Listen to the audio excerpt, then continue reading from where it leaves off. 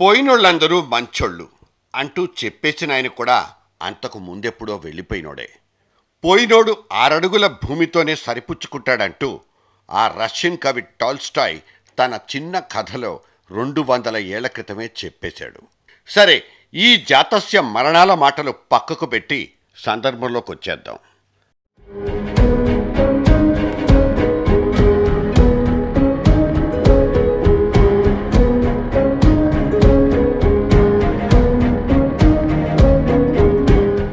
Helicopter ఎక్కి వెళ్లిన ముఖ్యమంత్రి మళ్లీ తిరిగి రాలేదంటూ బెంగ పెట్టుకున్న వాళ్ళు, తలలు కొట్టుకున్న వాళ్ళు, ఆదుర్దాలతో బిక్క చచ్చిపోయిన ఆ సమయమే ఇప్పుడు ఈ మాటలు రాసుకుంటున్న టైం కూడా.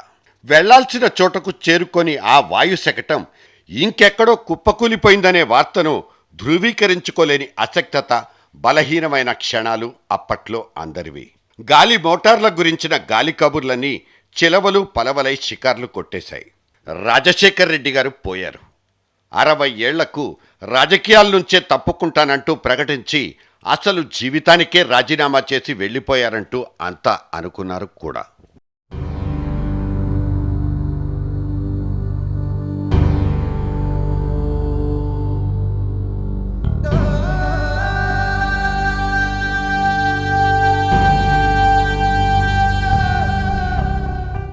మరణం ఎటువంటి మనిషినైనా, ఆ మాటకొస్తే మనకిష్టమైన మరో ప్రాణినైనా మనల్ని కదిలిస్తుంది, కలచివేస్తుంది. అయితే కళ్ళనీళ్ల పర్యంతమైన ప్రతి నేపథ్యం ఆ వ్యక్తి జ్ఞాపకాల్ని తట్టి లేపుతుంది. నెమరేసుకునే అటువంటి గత స్మృతుల్లో కొన్ని తీపిగుర్తులు, చేదు ముద్రలు ఉండడం సహజమే. 80వ దశకంలో ఈ వృత్తిలోకి అడుగుపెట్టిన మాతరం జర్నలిస్టులకు వైఎస్తో ఎన్నో బలమైన జ్ఞాపకాలు. ఆయన అధికారంలోకి వచ్చేంత వరకు పాలనా వ్యవస్థ మీద పట్టు బిగించిన చంద్రబాబు స్టైల్ను రాజశేఖర్ రెడ్డి తనకు అనుగుణంగా మార్చుకోవాల్సి వచ్చింది. బ్యూరోక్రసీ ఎప్పుడూ మెట్లెక్కదు, కిందకు దిగి రాదు. దాని దగ్గరకే మనం వెళ్లాలన్న లెక్కలుండేవి. చంద్రబాబు అటువంటి పరిస్థితిని మార్చడానికి ఎంతలో కొంతైనా ప్రయత్నించిన దాఖలాలున్నాయి. ఎప్పుడు రూళ్ల పుస్తకాల్లో నుంచి మాత్రమే చూసే అధికార వ్యవస్థలో చలనం తీసుకురావడం అన్నది ఎన్టీఆర్తో మొదలైతే టెలికాన్ఫరెన్స్ల ప్రక్రియతో దానికి ఇంకొంత కదలిక తీసుకొచ్చింది బాబు.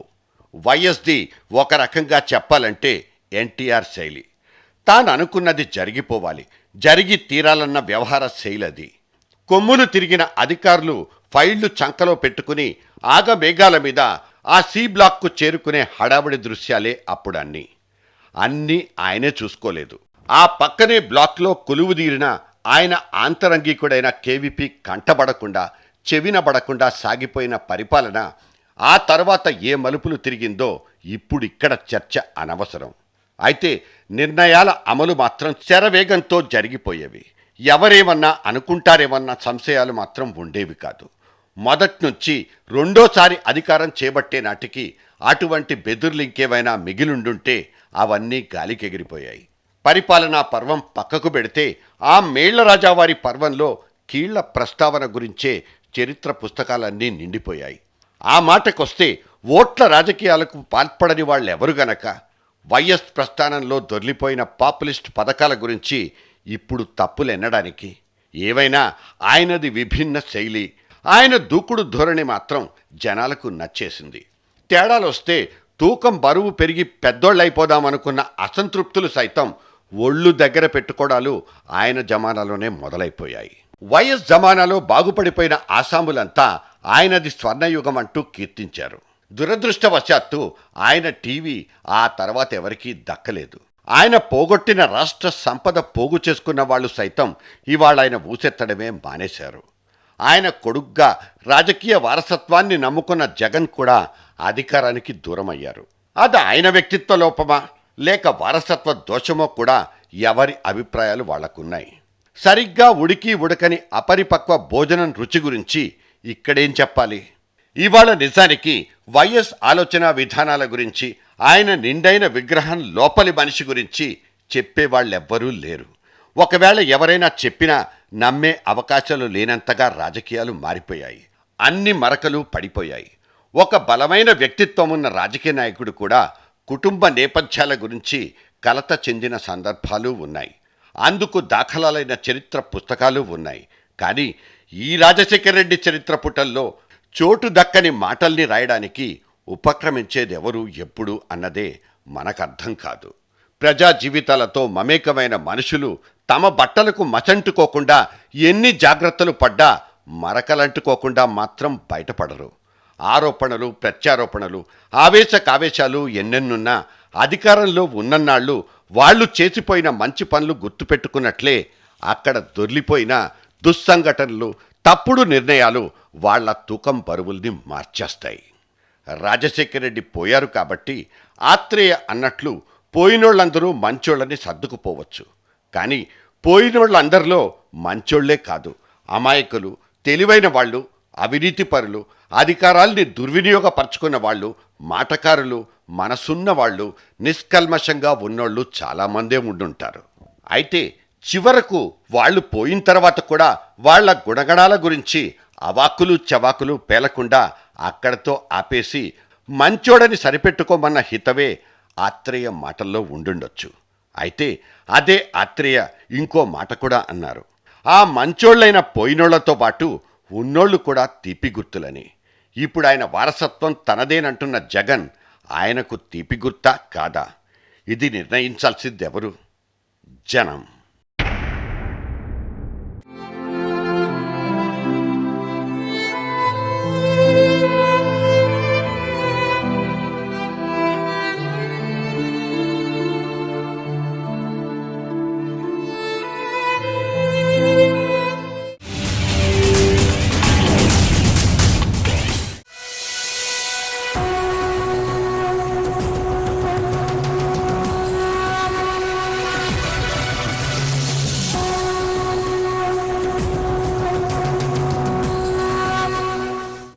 ఆ తాపీ మేస్త్రి తలుపు పక్కనే నిలబడి వచ్చిన వాళ్లను వచ్చినట్టే అక్కడి నుంచే సాగనంపే స్థాయికి వచ్చేశారు.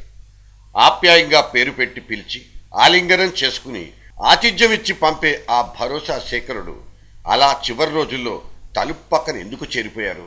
ఆయనలోని తొందరపాటుతనం, ఆవేశం క్రమేణా నెమ్మదిగా కరిగి వాటి స్థానంలో ప్రవేశించిన ఓర్పు, నిలకడగా ఆలోచించి ఆచితూచి మాట్లాడే స్వభావాన్ని చూసిన తర్వాత అయ్యో ఆయనే మారగా లేంది, అరే మనం మారలేమా అనుకునేవాళ్ళం. ఆయన ఎక్కాల్సిన మెట్లు ఎక్కలేక ఎక్కుతున్నా పక్కన నుంచి కాళ్ళు పట్టుకుని కిందకు లాగేసే వాళ్ళని చూసినప్పుడల్లా రాజకీయాలు ఎలా ఉంటాయో జర్నలిస్ట్ పాఠాలు నేర్చుకున్నాం.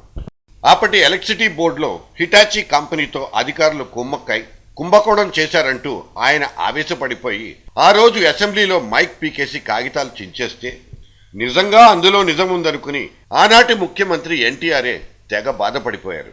ఆయన మాట్లాడుతున్నంతసేపు అవతలి వాళ్లు తమ భావోద్వేగాల్ని అదుపు చేసుకోలేనంతగా మారిపోతారు.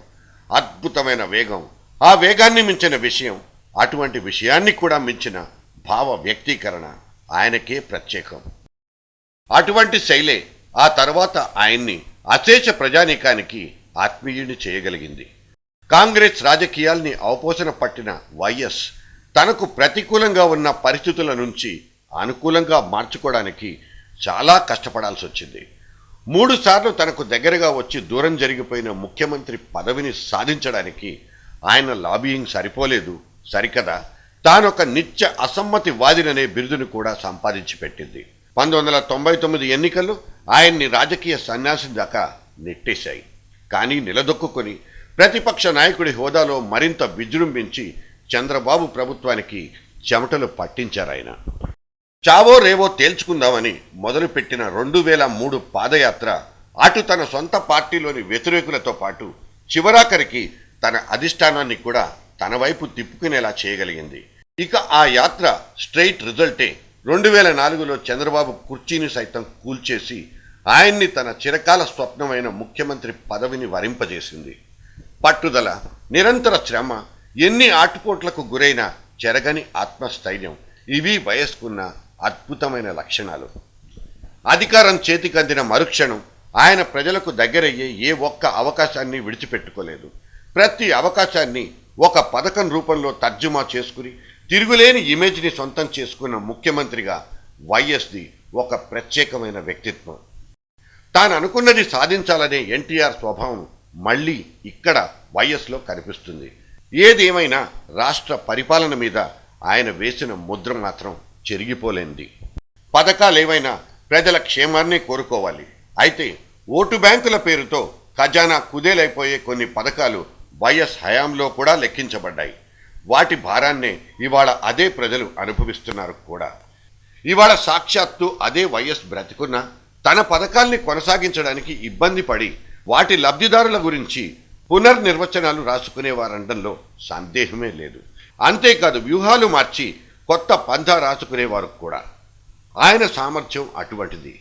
కానీ జగన్ తన తండ్రి పేరుతో హావభావాలతో జనంలో ముందుకెళ్ళిపోయే స్వభావం తప్ప అతనిలో ఇంకా కొత్త ఆలోచనలు కనిపించడం లేదు. అదిగో వైఎస్ అక్కడే ఇంకా తలుపు పక్కనే నుంచున్నారు. తేడాలొస్తే తలుపును తీయను కూడా తీయరేమో, సొంత కొడుకైనా సరే. That's YS.